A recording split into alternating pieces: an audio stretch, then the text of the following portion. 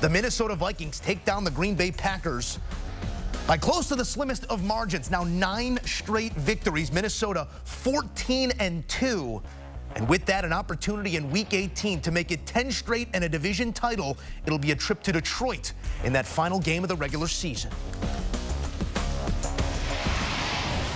Musso and Mac back in the fold here to discuss what is the top of the NFC North, right around it, and the top of that NFC, you could say. Now, the Green Bay Packers, with this loss, will find themselves either a 6 or 7 seed. But on the other side of that playoff picture is a Vikings team that could find itself the top overall seed, a bye, everything coming through Minnesota because that streak is still alive here, Mac. This was great football. Seemed to get a little tight in the fourth quarter. Biggest takeaway from Minnesota.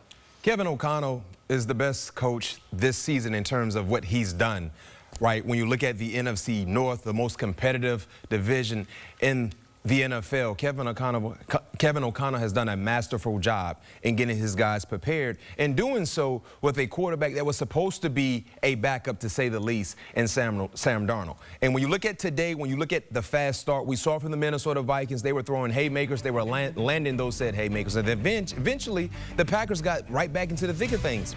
But Sam Darnold has been outstanding. I talked about the great coaching job that Kevin O'Connell has done this season, but what about the great player Sam Darnold has become in this offense? And I'll ask you this question. Name another quarterback in the NFC that has been better than Sam Darnold in the month of December.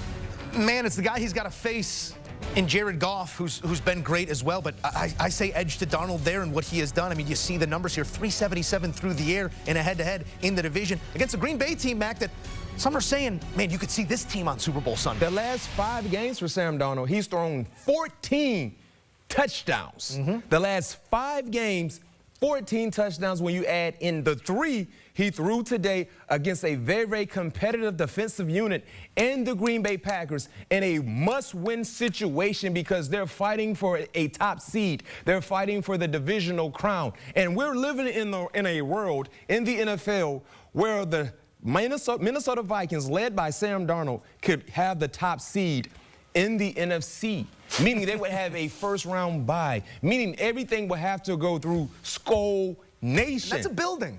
Think about that, right? And we talked about this off camera. Their season win total was set at what? 6.5. 6.5. After the J.J. McCarthy injury dropped from 7.5 to 6.5. 14 wins, could be 15. This is already the most wins north of a win total in the history of Vegas tracking those sorts of things. Expectations have been blown up, and you better reset them now. You better reset them, and I understand for the naysayers that are waiting for Sam Darnold to kind of flatline and go back to being the Sam Darnold that we witnessed, you know, in New York or with the Carolina Panthers. No, he is who he is right now. He believes in this system. The coaches believe in him. He has a supporting cast that's there to support him and make the timely plays. Think about this. So you needed to convert one more first down. They didn't drop a play for Justin Jefferson. They didn't drop a play for T.J. Hockenson or Jordan Addison. They drew up a play for Cam Akers. Play action play. It wasn't the best pass, but Cam Akers was able to make the plays. And that's what we're seeing right now from a lot of guys on this team that are not necessarily the household playmakers. They're living up to the building and they're exceeding the expectations. That's why this team is currently sitting at 14-2 with an opportunity to win the division next week and have the #1 seed in the NFC. 14 wins, the most ever by a quarterback in his first season with a team. Sam Darnold is to be celebrated, and it's always great when you can sit down with fans from that fan base and see it through their eyes a little bit. Our producer, Rich, he's a Vikings fan. And when Sam Darnold throws that interception to open the door for Green Bay in the third quarter, you felt flickers of that. Oh, there's the turnover. Not this time. Yeah. That's what we've been waiting for. And he answers with a long drive that ends in a touchdown. 8 plays, 70 yards. That sort of resolve, that sort of moment.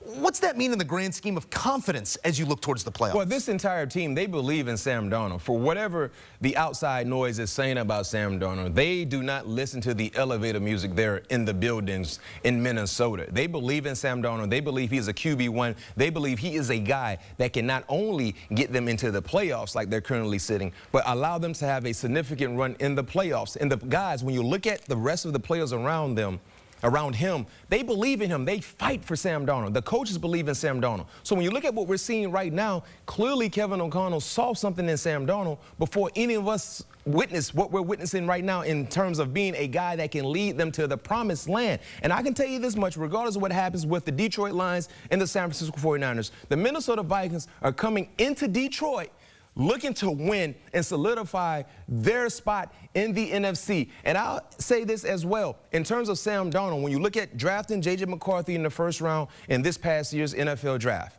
J.J. McCarthy sat out the entire season. Sam Darnold has earned the right to be the quarterback for the Minnesota Vikings in 2025. I don't understand the money side of things. I don't understand what his value will be. But based on what he's done right now, and I understand the future is J.J. McCarthy. Yes, it is. But because of the injury and the opportunity that presented itself to Sam Darnold, and he answered every phone call week in and week out, no question, he should be the QB1 moving forward, and you just work everything else out. Because the last time I checked, if you got two great options at the quarterback position, you're going to be in a spot to win ball games, and that's what they're currently sitting in. Currently, right now in 2024, and the same can be said for 2025 next season.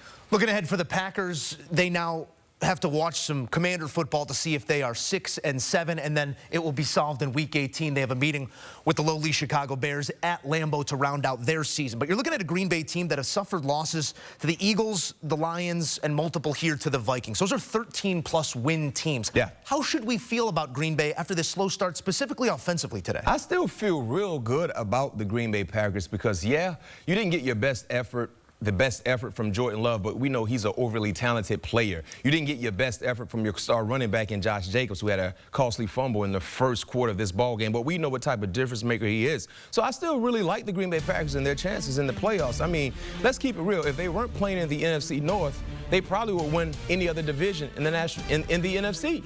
When you look at how wide open the other divisions have been, to say the least. So I still like their chances, and that is a team in terms of the Green Bay Packers who you will see in round one, who will travel to you. You do not want to see the Green Bay Packers because if you're sleeping at the wheel, they will steal your car keys and take your vehicle. Ask the Dallas Cowboys based on what happened last season. So I still like their chances. Granted, they played against a very, very good team, highly inspired team in the Minnesota Vikings. But the Green Bay Packers won't be an easy out for any team in the playoffs. I will say this, the GPS coordinates do matter. 6-7, likely to be the difference between a trip to L.A. or a trip to Philadelphia. I think everybody makes that same decision when it comes to those two potential first-round matchups for the Green Bay Packers. Must-see. Either way, that would be must-see action. It certainly would be. The Green Bay Packers, they suffer a loss here. The Minnesota Vikings keep that winning streak alive. They push it to 9. They now have a chance to be the top overall seed with a win over the Detroit Lions in Week 18 that will be played in Detroit. But this is looking like a Vikings team that will play you anytime, any place, and they like their chances. Josh Jacobs, he got a chance to find the end zone in this one and keeps a streak alive. But the Packers, they suffer a loss here in Week 17.